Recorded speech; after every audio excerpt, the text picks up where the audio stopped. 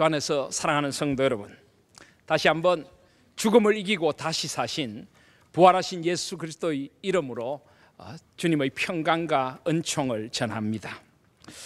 여러분, 우리 기독교에 3대 절기가 있습니다. 그 3대 절기가 어떤 절기입니까? 우리 기독교의 3대 절기는 성탄절과 부활절과 오순절, 곧 성령 강림절이지요. 이 3대 절기는 우리의 구원이 무엇인가를 우리에게 보여주고 있습니다. 성탄절은 삼위 하나님의 그 사랑, 특별히 그 아들을 아끼지 아니하시고 이 땅에 보내주신 성부 하나님의 사랑이 무엇인가를 우리에게 깊이 깨닫게 해줍니다. 그 차가운 한겨울, 한 해의 끝자락에 서서 우리는 하나님의 사랑을 성탄의 종소리를 통하여 듣게 되는 것입니다. 하나님, 그 아들 예수 그리스도 독생자를 이 온 땅에 보내시기까지 우리를 사랑하셨습니까? 성탄은 우리의 구원의 출발점이 됩니다. 구약에서부터 예언되었던 그 구원의 정점 속에 우리는 성탄을 맞는 것입니다. 그리고 이제 그 성탄이 지나면은 우리는 예수 그리스도 안에서 부활의 은혜를 만나게 됩니다.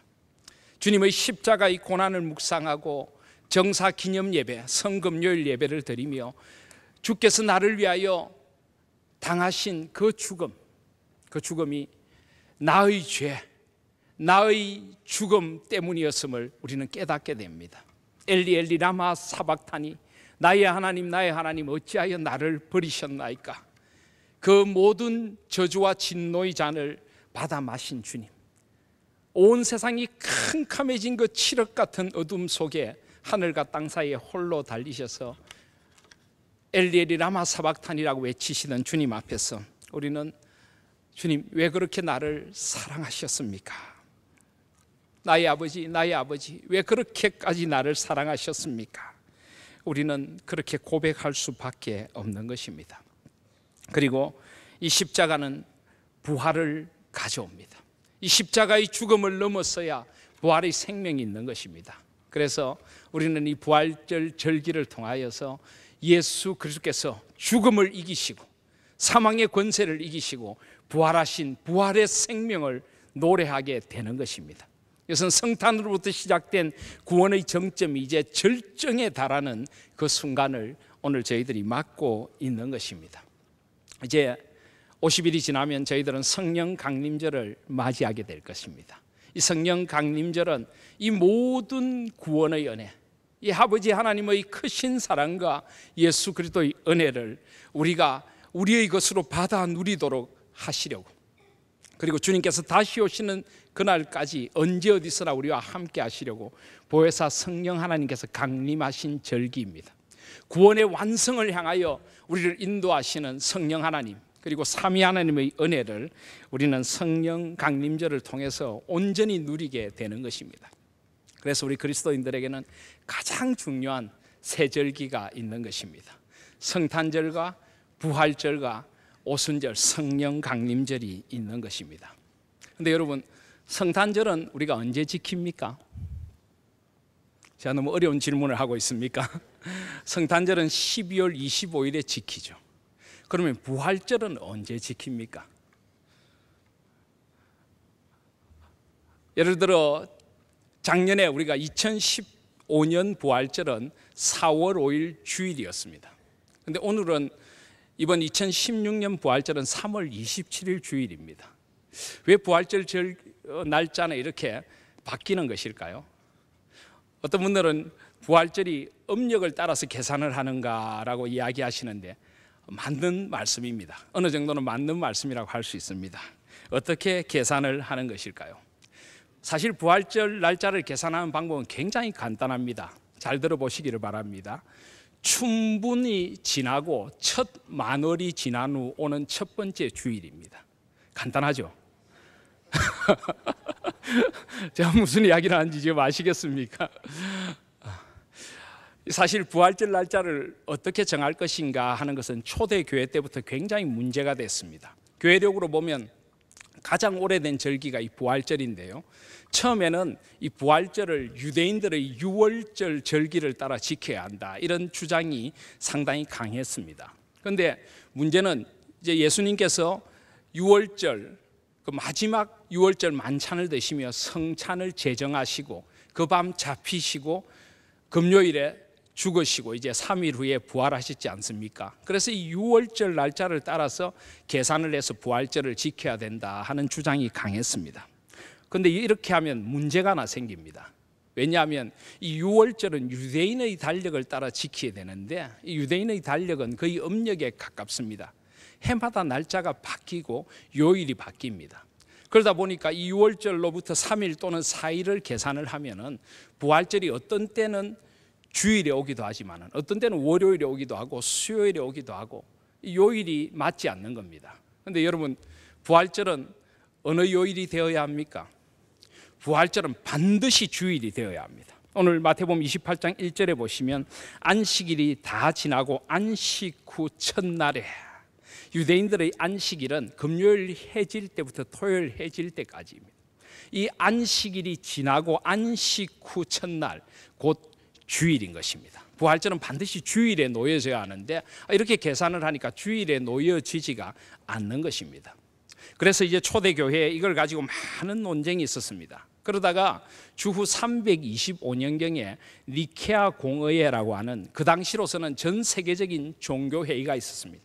예수님의 기독론에 대해서 정리를 하는 그런 회의였는데, 이때 이제 부활절 날짜를 정하기로 했는데 주일이어야 된다, 또 뭐 유월절을 고려해야 된다, 이걸 다 이제 좀 합해서 만든 것이 바로 이것입니다. 그래서 춘분이 지나고 첫 보름 만월이 뜨고 난 뒤에 그 다음 만월이 지난 주일을 하자, 이렇게 정했습니다.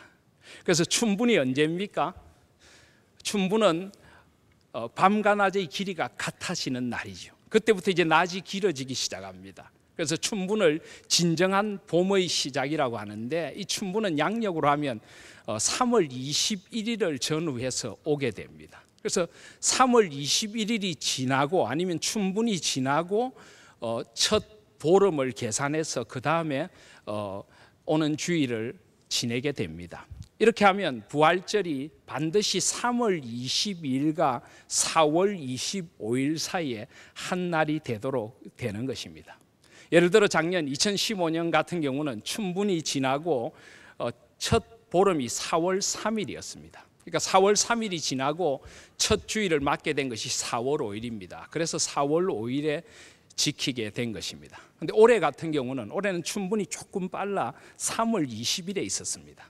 그리고 지난 3월 23일이 보름 만월이었습니다. 그러니까 3월 23일 보름 만월이 지나고 오늘 이제 첫 주일이 되는 3월 27일을 이렇게 부활절로 지키게 되는 것입니다.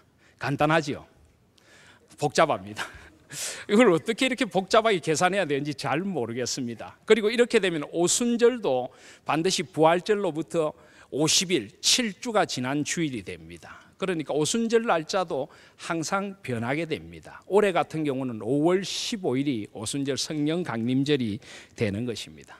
그래서 이게 너무 복잡하다 보니까 교회사 속에서 이 날짜를 좀 고정하지 않은 운동이 여러 번 있었지만 별로 성공적이지 못했습니다. 동방교회와 서방교회가 나누어져 있고 뭐 여러 상황이 있었습니다. 그래서 한때는 4월 8일로 하자 하는 운동도 있었는데 4월 8일로 해도 요일이 일정치가 않습니다. 꼭 주일이 안 될 수가 있기 때문에 그것도 안 좋다. 그래서 아직까지 초대교회의 전통을 그대로 따르고 있습니다. 제가 생각해 보니까 이걸 주일로 고정하면 되지 않겠습니까? 3월 마지막 주일로 하자든지 4월 첫 주일로 하자든지, 이렇게 하면 주일이고 날짜는 같이 않아도 적어도 이렇게 헷갈리지는 않을 건데, 근데 교회사를 살펴보니까 한 번도 그런 아이디어를 낸 사람이 없었습니다. 2000년 교회 역사에 제가 처음일까요? 이런 제안을 한번 해볼까 싶은 생각도 있지만은, 그러나 어쨌든 전 세계의 교회가 지금 초대교회 그대로 이렇게 계산해서 지키고 있습니다. 자, 그럼 우리는 어떻게 해야 됩니까? 전혀 신경 쓰실 필요가 없습니다. 달력 만드는 분들이 알아서 계산해 드립니다. 그래서 그냥 새 달력을 받으면은 이번에는 부활절이 이날이구나. 3월 22일과 4월 25일 사이에 한 날이 되는구나. 그리고 봄을 기념하는, 신앙적으로 새봄이 오는 이 모든 만물이 소생하는 생명의 절기가 부활절이구나. 그것만 아시면 됩니다. 중요한 것은 부활절 날짜가 언제인가, 또 부활이 사실인가 아닌가, 이런 것보다 정말 중요한 게 있습니다. 미국의 유명한 기독교 대학인 휘턴 대학이라고 하는 대학이 있습니다. 그 대학에 재직하셨던 모리스 인치라고 하는 교수님이 어느 부활절 설교에서 이런 질문을 던진 적이 있습니다. 혹시 우리는 부활의 사실성을 너무나도 철저하게 옹호하려고 하다 보니, 그리고 부활절 날짜가 언제인가를 계산하고 따지다 보니 정작 부활절 신앙의 중요성과 그 능력을 잃어버리고 있는 것은 아닙니까? 예수님의 죽음과 부활의 패턴이 우리 각자의 삶 속에 실제적으로 구현되어야 한다는 것을 제쳐놓고 부활의 사실성, 부활의 날짜를 입증하는 데만 우리는 급급하고 있는 것은 아닙니까? 이런 질문을 던진 적이 있습니다. 그렇습니다. 저도 이런 고민을 함께 안고 있습니다. 저도 목회자로 섬긴 지 어느덧 20년이 넘었습니다. 교육자로 섬기기 시작한 지는 벌써 25년의 세월이 지났습니다. 그런데 그동안 제가 교회를 섬기면서 정말 우리 성도들의 삶에 이 부활의 사실적인 역사성이, 정말 부활의 능력이 우리의 삶에 정말 역사적으로 임하고 숨쉬고, 이 능력이 우리의 삶에 나타나고 우리의 예배에 나타나고, 이 부활의 감격과 부활의 은혜를 살아가는 그런 부활 신앙, 부활 생명, 부활 능력이 우리에게 정말 얼마나 나타나는가 하는 것이 저는 늘 목회자로서 고민입니다. 사랑하신 여러분, 예수님께서 다시 사셨습니다. 이제 더 이상 우리는 무덤 앞을 기웃거릴 필요가 없는 것입니다. 부활의 생명을 예수 그리스도께서 다시 사셔서 잠자는 자들이 첫 열매가 되어 우리에게 이 부활의 생명을 주셨습니다. 저와 여러분도 주님과 함께 다시 부활한 것입니다. 믿으십니까? 그렇다면 우리가 이 부활의 능력을 살아야 되지 않겠습니까? 우리가 이 땅이 다인 사람처럼 이 땅에서 절망하고 아파하고 이 세상 것들을 하나라도 더 움켜쥐지 못해서 아둥바둥할 이유가 있는 것입니까? 사랑하신 여러분, 저는 2010년 부활절이 우리의 인생의 새로운 전기가 될 수 있기를 간절히 소원합니다. 이제는 정말 부활의 생명을 머리끝부터 발끝까지 내 삶으로 살아내는 그런 부활의 산 신앙, 그 신앙이 저와 여러분에게 자리 잡는 예배가 될 수 있기를 간절히 소원합니다. 사랑하신 여러분, 우리 기독교에서 가장 중요한 두 가지 사건은 십자가 사건과 부활 사건입니다. 이 두 가지는 우리의 정체성을 규명하는 것이고 우리의 신앙이 무엇인가를 보여주는 것입니다. 오늘 말씀을 보십시오. 오늘 28장 5절에 보시면 천사가 여자들에게 말하여 이르되 너희는 무서워하지 말라. 십자가에 못 박히신 예수를 너희가 찾는 줄을 내가 아노라. 6절에 보면 그가 여기 계시지 않고 그가 말씀하시던 대로 살아나셨느니라. 와서 그가 누우셨던 것을 보라. 십자가에 못 박히신 예수, 다시 사신 예수 그리스도, 이것이 우리 기독교 신앙의 모든 것입니다. 우리는 무엇보다 먼저 십자가를 만나야 합니다. 십자가가 없는 부활은 존재하지 않습니다.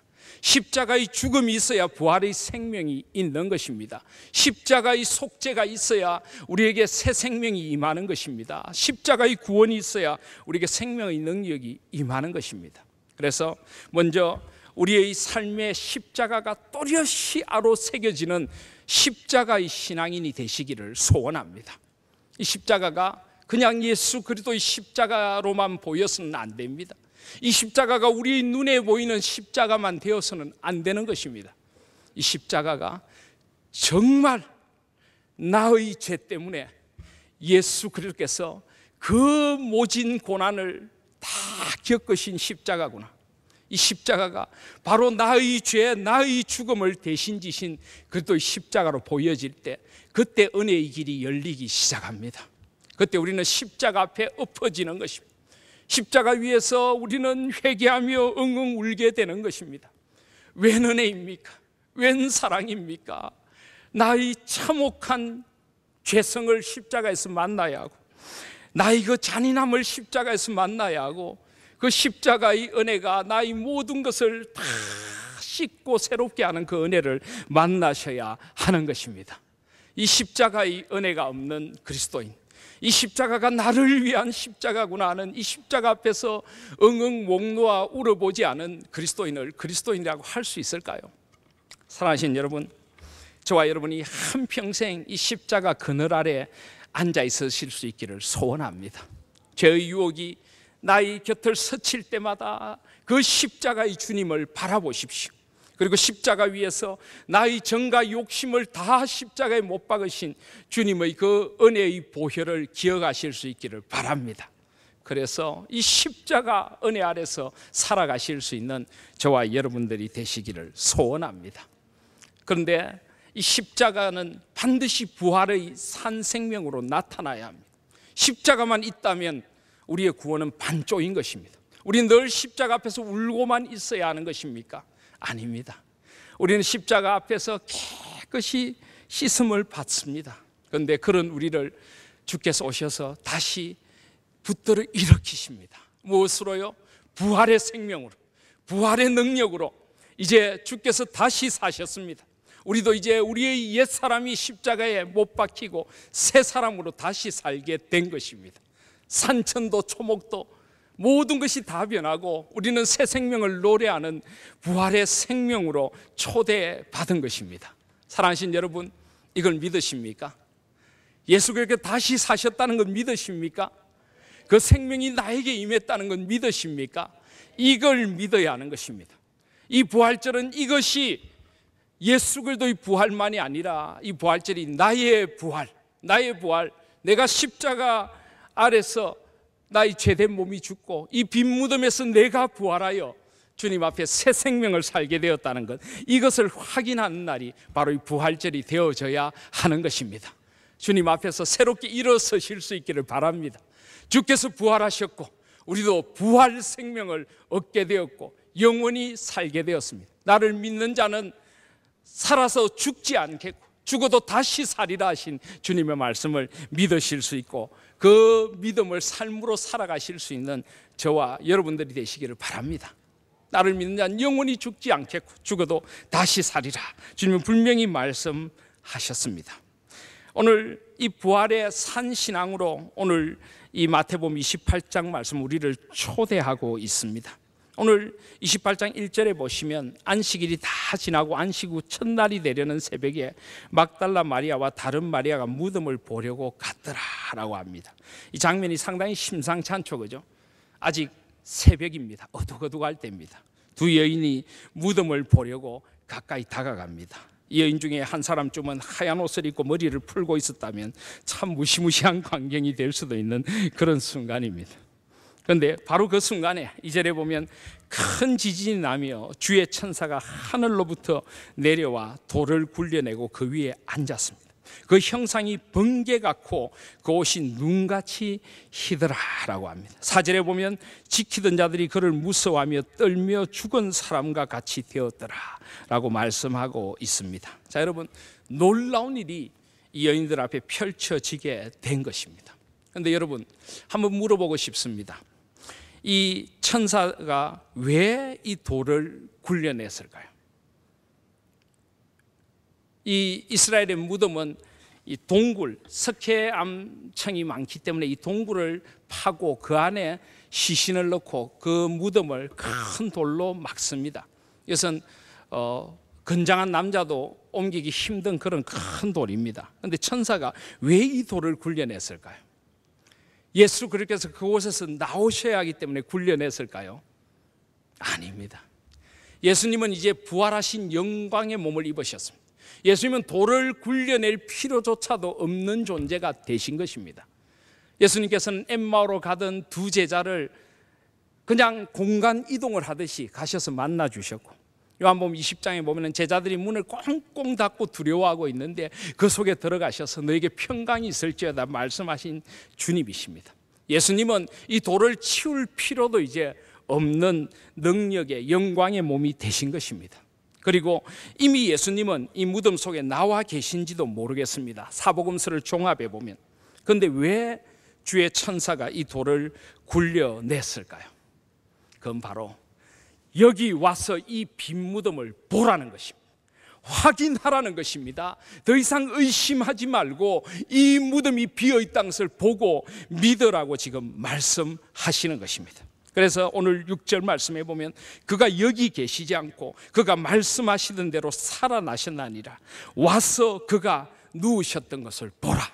여러분 보시기를 바랍니다. 예수님은 살아나셨습니다. 보시기를 바랍니다. 예수님은 역사 속에 부활하셔서 지금까지 만왕의 왕으로 역사를 이끌고 계시고 교회를 이끌고 계시는 것입니다. 저는 아까도 제가 말씀드렸지만 더 이상 부활의 역사성과 사실성을 입증해야 할 필요를 느끼지 않습니다. 그런 논쟁만 하고 있을 시간이 없습니다. 그러나 여러분 혹시라도 우리 가운데 의심하는 분들이 계실까 봐 다시 한번 말씀드립니다. 만약에 예수님이 부활하신 것이 사실이 아니라면, 이것이 제자들이 꾸며낸 말이고 헛것을 본 것이고 그냥 신앙의 고백 속에 존재하는 것이라면 이런 거짓말이 2000년을 이어져 올 수 있을까요? 그 수많은 사람들이 부활하신 예수 그리스도를 만나고 간증하고 이 부활의 산 소망을 안고 세상을 살다가 영원한 부활의 생명으로 나아갈 수 있을까요? 여러분 그런 일이 있을 수 있겠습니까? 2000년을 가는 거짓말을 보셨습니까?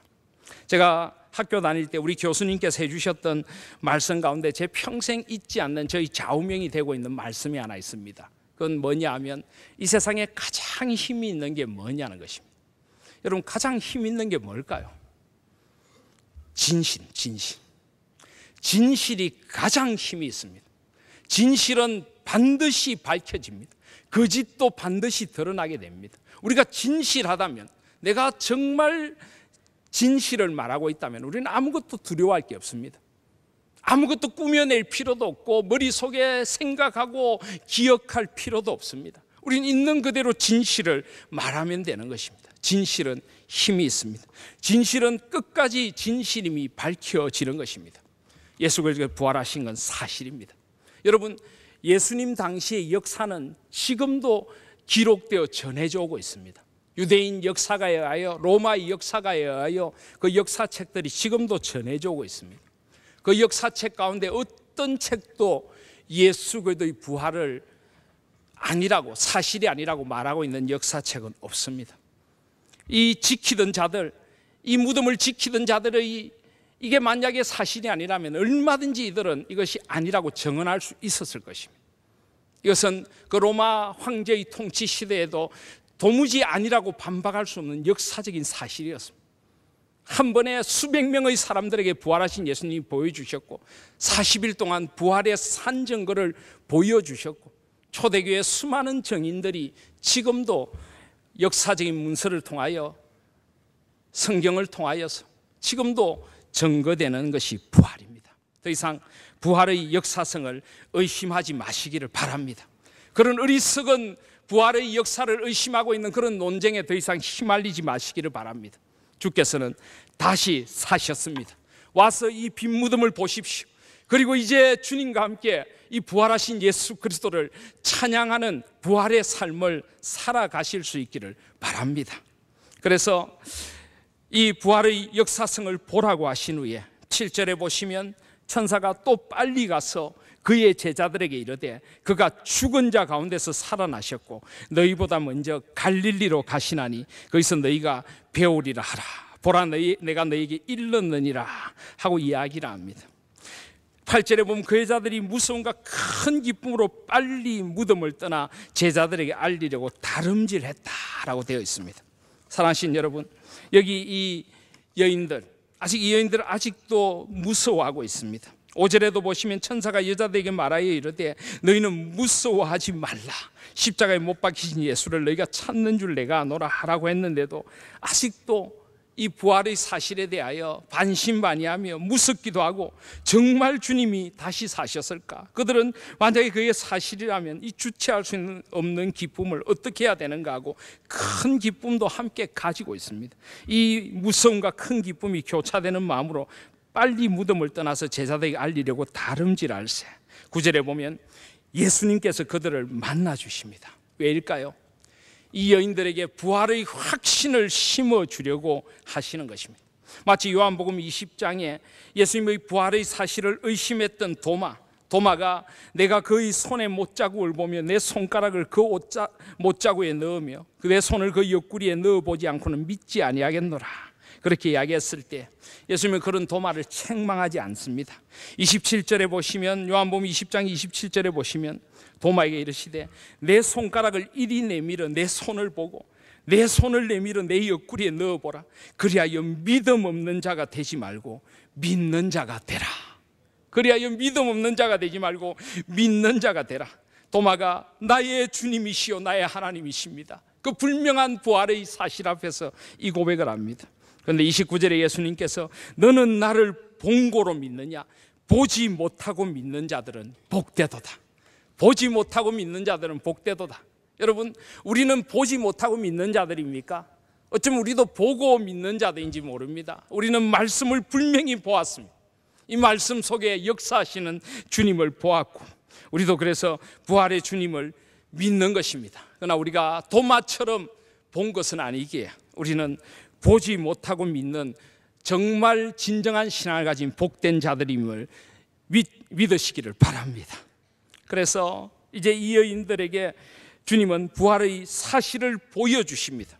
그리고 그 여자들이 나아가 그 발을 붙잡고 경배할 때 우리 주님께서 다시 한번 무서워하지 말라, 그리고 가서 내 형제들에게 갈릴리로 가라 라고 말씀하십니다. 여러분, 여기 내 형제는 누구입니까? 예수님의 제자들입니다. 예수님 제자들은 어떤 사람들입니까? 예수님이 잡혀서 십자가로 끌려가실 때 뿔뿔이 흩어지고 도망간 사람들입니다. 그 중에 수제자인 베드로는 어떻게 했습니까? 닭이 2번 울기 전에 예수님을 3번씩이나 부인했던 제자입니다. 여러분, 이 제자들을 예수님은 지금 뭐라고 부르고 계십니까? 내 형제들, 나의 형제들. 여러분 같으면 뭐라고 부르시겠습니까? 아마 저 같으면 그 배은망덕한 것들에게 가서 말해라, 내가 살아났다고. 이 배신자들, 그럴 수 있지 않겠습니까? 그러나 예수님은 그렇게 하지 않으십니다.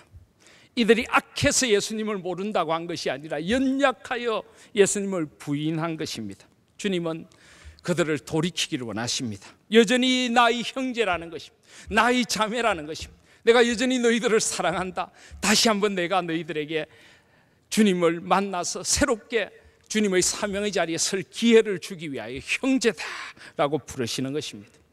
그리고 갈릴리로 가라라고 하십니다. 여러분, 오늘 말씀에 보면은 갈릴리로 가라는 말씀이 반복이 됩니다. 7절에도 보면 너희보다 먼저 갈릴리로 가시나니 거기서 너희가 배우리라. 오늘 10절에 예수님도 천사가 7절에 그렇게 말했다면 예수님도 갈릴리로 가라라고 하십니다. 왜 갈릴리로 가라고 하실까요? 왜 갈릴리입니까? 이 갈릴리는 어떤 곳입니까? 예수님과 제자들이 처음 만났던 그 자리입니다.